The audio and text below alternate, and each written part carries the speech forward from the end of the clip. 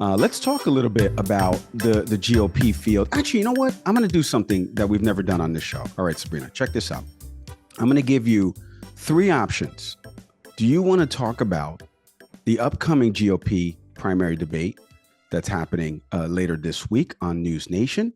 Do you want to talk about the debate nobody asked for in Ron DeSantis and Governor Gavin Newsom of California?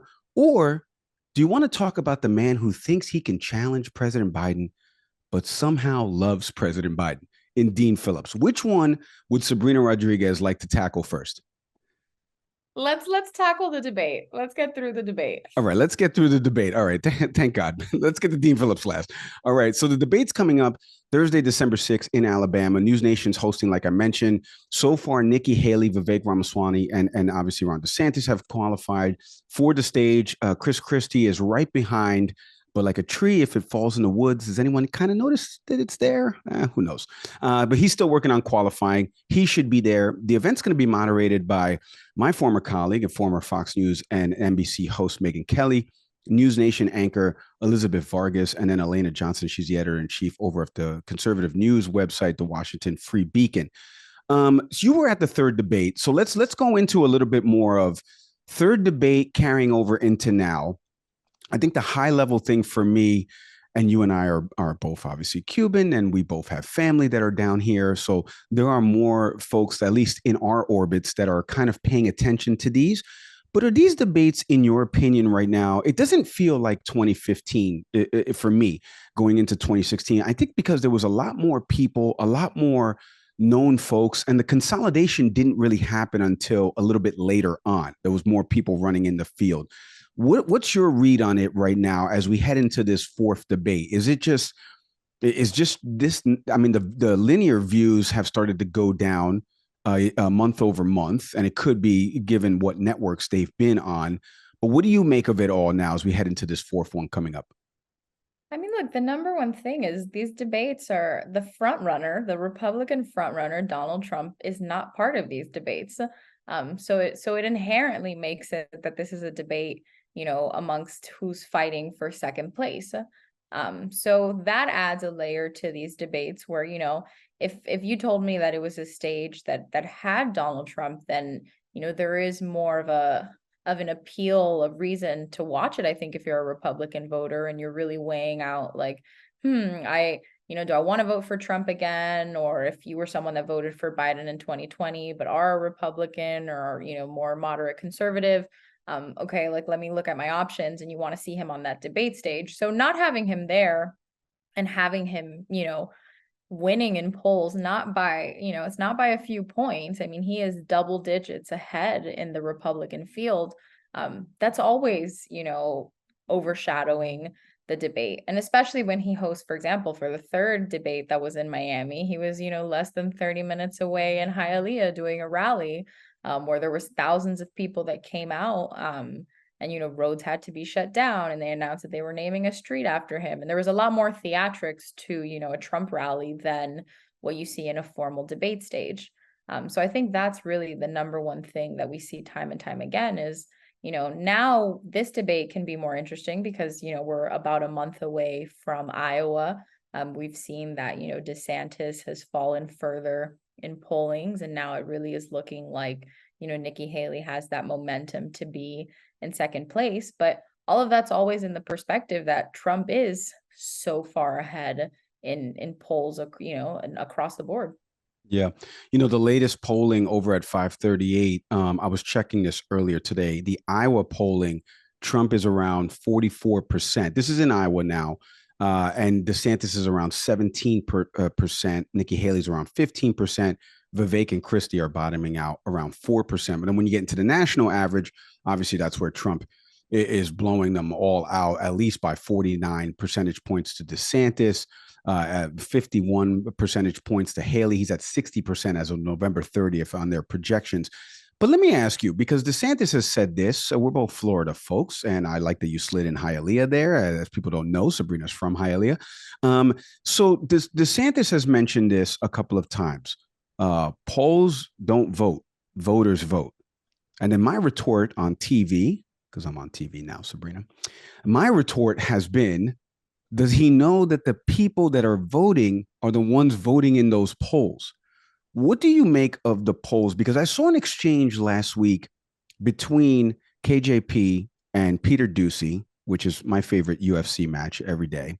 And the two of them are arguing a little bit about polls. And Peter said something to the effect of, and I'm paraphrasing here, which polls are the ones that matter? Because you're telling us that the polls on the economy you're doing well on. We're giving you polls on what voters are saying of your handling of the economy, and you're not doing well on.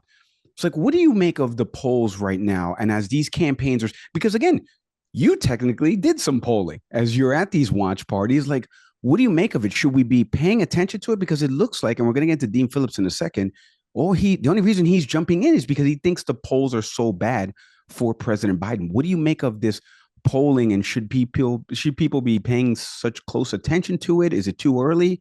Give us your read.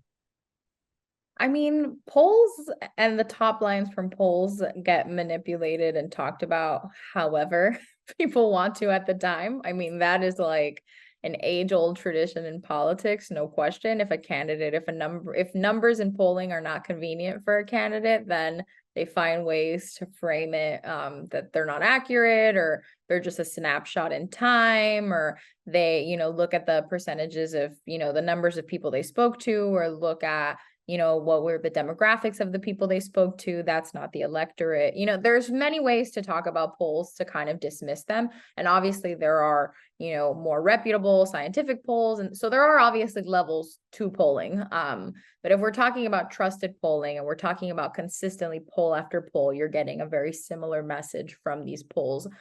It is something to be paying attention to. I think that it's fair enough that the Biden administration says, okay, well, this is a snapshot in time right now. We're seeing these polls and people might feel this way today.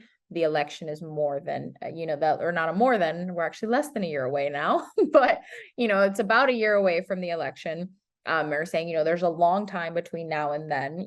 The economy can be in a completely different place from now to November. The messaging, the getting out the vote, all these things, there's all these factors that come into place. I mean, we have no idea. I knock on wood, don't want to say, but in 2019, December of 2019, we had no idea that the world was going to shut down in March, and that, that election was going to be, completely, everything was going to be upended because of COVID. So we are a really long way from the election, but I wouldn't take polls for granted. I mean, you have to look at them and say, okay, if we keep seeing this, there's something to it. And, we have not seen Ron DeSantis, as it goes to the GOP primary, we have not seen DeSantis have upward momentum in months. And in fact, we've seen the opposite. We've seen Nikki Haley really gaining some type of momentum in these polls. And we've seen Trump be dominant for months in these polls.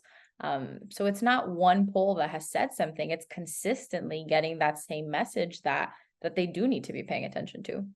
Yeah, it's so funny. November of 2022, and the Republican Party seeing DeSantis's margin of victory in Florida and saying we have to be able to take that and translate it nationally, and how his star has just sunk a little bit more from a national perception since that date. And maybe it's the awkward smiles, or maybe it's doing a debate with a governor that nobody asked for. What a segue, Sabrina. God, I'm so good at these. Okay.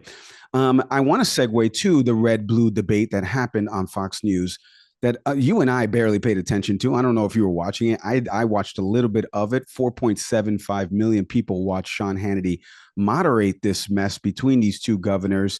And it was billed as this red and blue state. They had the red and blue backgrounds. Again, as somebody who has worked there, there's a lot that goes into that production value. It was pretty good from a production standpoint. Let's hear what it sounded like. Take a listen. By the way, I didn't say that. Donald Trump laid you out on this, dead to right. You did that. True. You followed science. You followed Fauci. That's not false. He followed science. He followed Fauci. You were promoting. Why did everyone leave California? You were promoting vaccines. We were open. You're trolling folks and trying to find migrants to play political games to try to get some news and attention so you can out-Trump Trump. And by the way, how's that going for you, Ron? You're down 41 points in your own home state.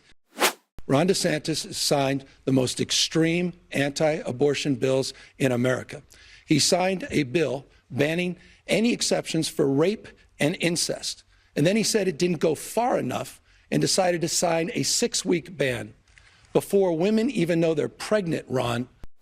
I can tell you this, I would not go to China and grovel in front of Xi like Gavin Newsom did. He says China's a partner on climate change. China's adding 2 new coal plants every year. China's laughing at us with what they're doing. So yes, they're the #1 threat we face, and we need to take it seriously, and Joe Biden is not doing that.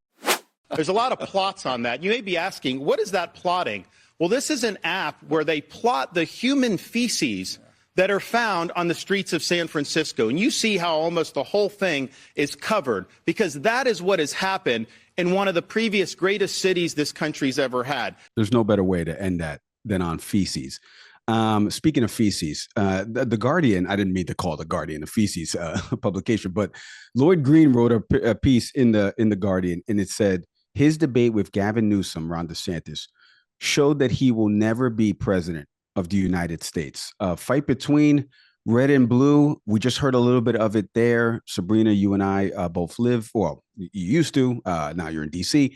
What do you make of first DeSantis opting into this and doing this just a few days before an actual debate with the other people that he's up against in the race here? Should he have done that? Should he have not done that? What do you make of the pub? Like, what is this going to actually do? Because it's on Fox News. It's not going to bring in any other folks that already don't, know about Ron DeSantis. And then what do you make of a little bit of some of the exchanges there? As the two of them, there's a bunch of different topics and issues they each talked about in the debate. Sean Hannity was all over the place from a moderation standpoint. But what did you make of it all? I mean, I don't know what there was to gain for Ron DeSantis doing this debate, to be fully honest. I think everyone going into it knew that the stakes were higher for DeSantis than they were for Newsom. DeSantis is trying to present himself as a presidential candidate, as a contender, as someone that could beat Donald Trump in a primary, someone that could go on to beat Joe Biden for the presidency in 2024. And he agreed to do a debate with a California governor who is not running for president, who, people talk about how he has presidential aspirations and very likely in 2028 may run for president, but Newsom has been very clear that he's not running in 2024. He even said it, that was one of the lines that he, said in the debate, where he said, neither one of us is going to be president in 2024. So there was a lot to lose for DeSantis. And, the debate was kind of them showcasing their completely different worldviews, this completely different vision, from a left Democratic standpoint and a more farther right Republican standpoint. So, there weren't surprises in that sense. We know where DeSantis stands on abortion rights. We know where he stands on immigration. And we know where Newsom stands on those issues too. So there weren't really a lot of surprises. I think it was, a fierce battle. I think some people, some Republican commentators were saying that you saw a more fierce version of DeSantis than what you've necessarily seen on the Republican debate stage. But ultimately, do I think that it makes a difference in the polls, that it's going to make a difference in DeSantis's standing in the Republican presidential primary? No. I want to stay on that a little bit about DeSantis for a second, because I was just thinking of this, and you did this great podcast when you were at another employer about your family dynamics and voting for Trump. You got Abuela, you got mom. You didn't feature cousin Dave. He'll get a kick out of him being mentioned on this show. But you talked a little bit about family dynamics and who they were going to vote for in the Republican Party, and do people trust Trump and Biden? I don't want to give people away all that was in that podcast, but why isn't DeSantis? I've mentioned this a few times on other outlets. Why isn't he translating for other Republican primary voters right now? Because it seems like, to me, as somebody that lives here, and some of the things that he has done in the state that you would think translate well: budget surplus, right? Teachers' pay, increasing teachers' pay, making Florida competitive and in the top 10. And some of those things are just kind of either not part of his campaign message, or he's just not saying it loudly enough when the cameras are around.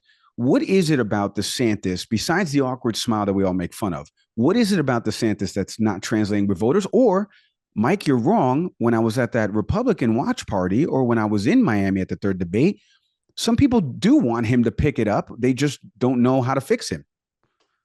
Yeah, I mean, look, I think you could talk to many Republican consultants and strategists, and they'll give you like a variety of reasons for why DeSantis has not done as well as there was thought that he would a year ago. And some people will say it's his personality and his demeanor, or some people will say it's certain issues he hasn't talked about, or they don't like him, or it's Trump, or I think there's a variety of factors here. So we could talk about that for hours. But I think, I did a story out of Florida right before the debate where I talked to Republican voters who were very excited about voting for DeSantis in 2022. They voted for him for re-election. Some of them who had been historically Democrats that flipped to vote for him, or independents that voted for DeSantis, maybe didn't vote for him in 2018, but were excited to do it in 2022. So those people were really the test subjects I was interested in hearing from, because I'm like, you went into this liking him. And for a lot of them, they were like, yeah, no, we'd want him to maybe be a president in the future, but Trump. But if Trump wasn't running, then this would be a whole different conversation. But with Trump running, why is he running? He should have waited. And I kept hearing that over and over again from people in Florida that are familiar with both of them. So he already, DeSantis had that added barrier that he had to go to Iowa and New Hampshire and these states and make himself known. Maybe people have heard about, Florida, how his COVID response was, or they've heard about, different bills that he passed in Florida, and have some familiarity with him. But that face-to-face, him going around campaigning, they hadn't experienced that until this year. So I think already hearing from people that knew him, liked him, voted for him, and to hear that, I think says a lot. And I hate to bring it back. It becomes boring to tie everything to Donald Trump and, it's Trump. But I really think we can't overstate the factor here that, DeSantis occupies a lane that Trump is in. And DeSantis is sort of that protege of Trump and was viewed. I mean, just think of how he ran in 2018 and his ads that were like very MAGA centric. So I think, if Trump wasn't in this primary, I think we'd be seeing a very different dynamic than what we have today. Quick break from our pod to tell you about a new pod at Fresh Roasted Coffee, Envy Pods. So if you go to freshroastedcoffee.com, my partner's shaking his head. That's a good transition. Are you kidding me? It was good. No, I shook my head. I was like, that's brilliant. Thank you. Thank you. Because I saw this picture earlier. I was like, I saw what you're doing. It is pretty good. That's right. So listen, the new Envy Pods over at freshroastedcoffee.com, the official sponsor of Can We Please Talk, environmentally safe, compostable. You can go check these out at freshroastedcoffee.com. When you open up the package, it smells delicious. I'm telling you, you can't smell it on here, but I promise you that when I opened this morning to make my cup of coffee, it was delicious. Head to freshroastedcoffee.com today. Use the promo code CANWEGET20 for 20% off your first order, or hit the link in our show details. When you were talking to those voters, did you ask any of them about the trials upcoming for the president and the perception of potentially seeing him in court, not for a civil trial, like an actual criminal trial where he could potentially do jail time? And then if he's found guilty, we saw recently Home Depot co-founder Bernard Marcus, who unfortunately went to the school over my right shoulder at Rutgers University, where I attended as well. But he recently said, by the way, Bernie, if you're listening to this episode, I'd like you to donate some more to the school. But he said he would still support the former president if he's found guilty of any of these charges. When you were talking to these folks, did that ever come up about, hey, what if he's found guilty? What if it's now May and he's found, well, by then a bunch of the primaries will have already happened, but what if he's found guilty? Does that change anything? Did anybody give you some type of inclination on that, or it was just, I don't care, it's politically motivated? Among a lot of Republican primary voters, and I say Republican primary voters specifically because obviously it's not the same with Democrats and it's not the same with independent voters, but among Republican-based primary voters, there is not a difference with Trump. If anything, I think that, earlier on in the indictments, the first indictment, or, when there was the threat of them coming, there was more of a concern of, oh, is this going to take away from his attention? Oh, how is this going to impact the primary? How is this going to impact his ability to campaign or his ability to govern? And as they've continued to come down, I feel like what I've heard more and more is people doubling down on saying, this is politically motivated. This actually makes me support him more because I don't believe that, I believe that they're manufacturing this or they're weaponizing the Justice Department. And people kind of standing with him and feeling that he's being wrongly persecuted. Obviously there is a sect of the party that is, concerned about just the ramifications of it and saying okay, well, if he's convicted, how is he going to be able to run? Or if he's in court all the time, how is he going to be able to run for president? And some people have those real concerns about it. But I think the polling also shows us that a majority of Republican voters are standing by him, regardless of the legal troubles that he has. Well, let's flip to the other side, because speaking of no polling, if you don't know about Representative Dean Phillips out of Minnesota, who was elected to Congress in 2018, and he beat a 6-term Republican incumbent and became the first Democrat to represent a staunchly red district out in Minnesota, he recently announced a few weeks ago that he was going to be running for president on the Democratic side. He feels that this is a democratic process. There should be more folks entering in, because he doesn't think a Biden-Harris ticket will actually win in 2024, even though he supported the president 100% of the time on all of the bills that have so far been brought into and passed in the House and Senate. And also, he thinks President Biden is doing a good job. Don't take my word for it. I want you to listen to Dean Phillips. He was recently on Pod Save America with John Favreau and John Lovett, the former Obama staff guys. And they were asking him a little bit about policy and what differs him from President Biden. And he shifted it to winning, as if he was Charlie Sheen. Take a listen to this. I think the president has led the country ably.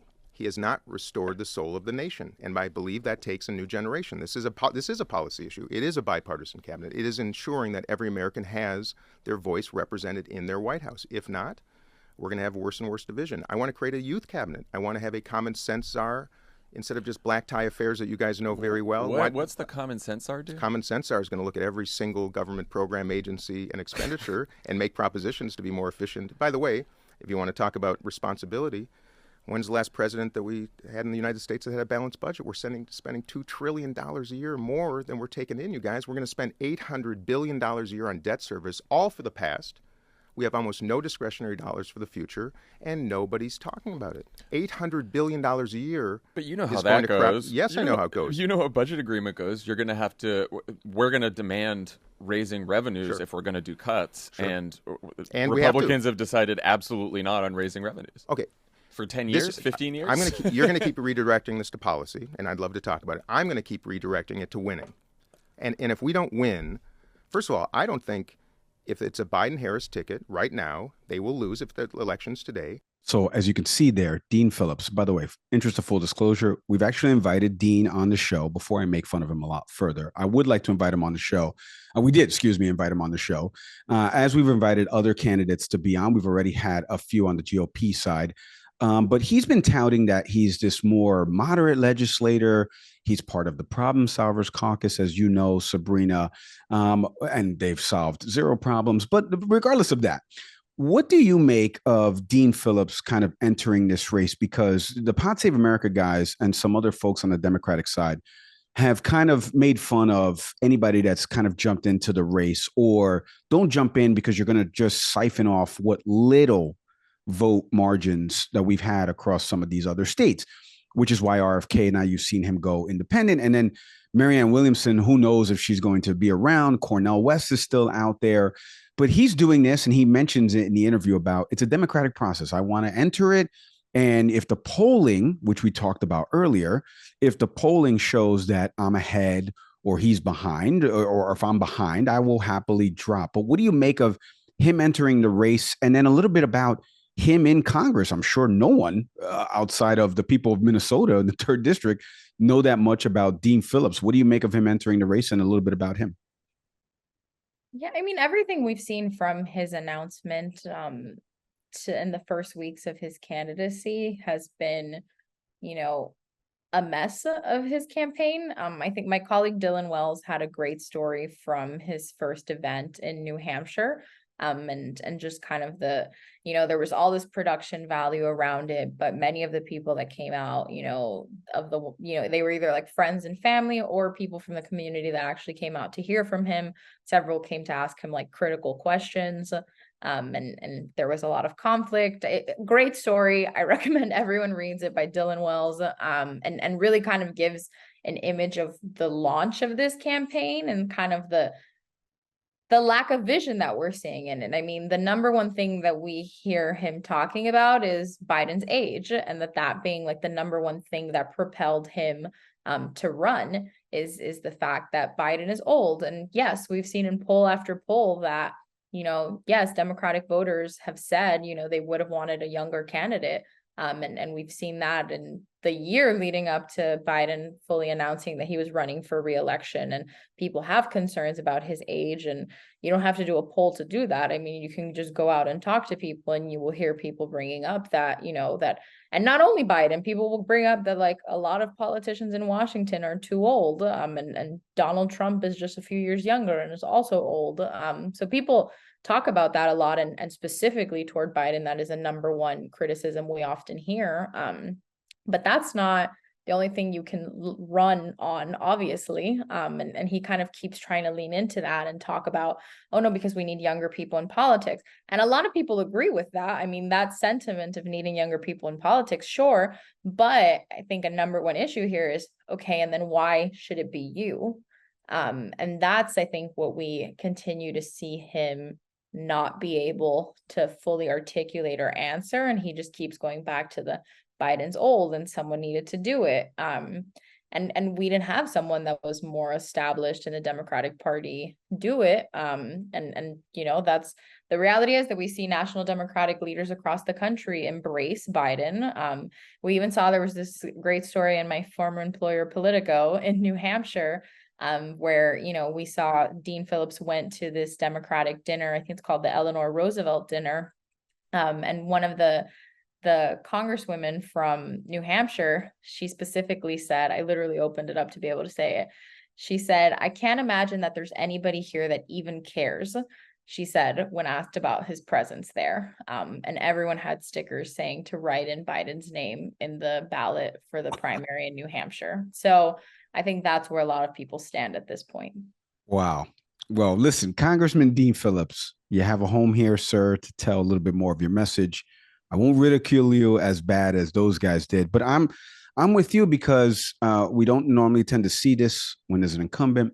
And also the fact that he's praising Biden every chance he gets.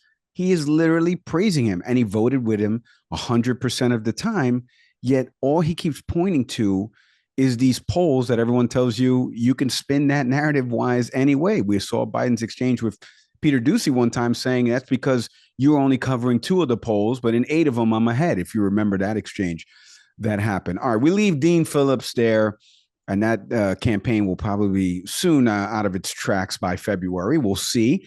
The GOP debate Thursday night, like we mentioned. But first, we have to say, as you hear the music here playing, Sabrina, we have to say farewell to something that happened last week that I was going to start with at the beginning of the show because it hasn't happened in like years. The 6th member ever to be expelled by the U.S. House of Representatives, the representative from my state of New York, where I was born and raised, George Santos, was expelled last week in Congress. Take a listen to how it all went down. On this vote, the yeas are 311, the nays are 114, with 2 recorded as present. 2/3 voting in the affirmative, the resolution is adopted, and a motion to reconsider is laid upon the table. George Santos has been voted expelled from the House of Representatives by a 2/3 majority of the House. The final tally, 311 fellow House members voting to out him. The threshold was 290. 290 was the threshold. 311 the votes. Only 5 members throughout history, 3 of them in 1861 for disloyalty to the Union during the Civil War, John B. Clark, John W. Reed, Henry Burnett. And now he's immediately stripped of his position as a member of Congress. I've had a few congressmen on this program, and as recently as Seth Moulton telling me a little bit about the antics and theatrics, around George Santos, but obviously the damning committee report that came out about, some of his campaign finance violations. And then there's some members of Congress he even duped and has taken some of their money. What'd you make of the George Santos? As we sign off here, Sabrina, what'd you make of this George Santos thing and how unprecedented it is as somebody who has wandered the halls of Congress before interviewing Congress folks? I mean, I will say one of the things that first came to mind with you saying the actual vote count is the fact that this is one of the few bipartisan, things that Congress has accomplished recently. To see that many people band together to expel him from the House says a lot about how damning the report was for them to band together to do this. So I think that can't be understated. And on a lighter note, I saw on Twitter that he has agreed he wants to do an interview with the comedian Z-Way. I love her. Me too. So I am very excited to see what that will look like and what the next chapter. I don't want to make too much light of it. Obviously, there is standards that members of Congress should uphold. And that is, a reality that I feel like some of where we're at in politics, we kind of laugh about it, because if you don't laugh about it, you'd cry about it. But I do think, what happens for New York, for his district going forward will be interesting as well, just to see what that election shapes up to be like. I do love Z-Way. And, now I'm more interested as well, because he has mentioned a couple other folks that he feels should be expelled. The precedent that this sets. And then also in the Senate, and we've seen John Fetterman already say this, the Democrat senator out of Pennsylvania, that he thinks Bob Menendez should not be in office and should be expelled because he's facing indictment charges from the Department of Justice recently. So we leave it all there. My thank you so much to Washington Post national politics reporter Sabrina Rodriguez. Thank you so much for hopping on the podcast with us, Sabrina. Thanks so much for having me. I'm excited for the next time already.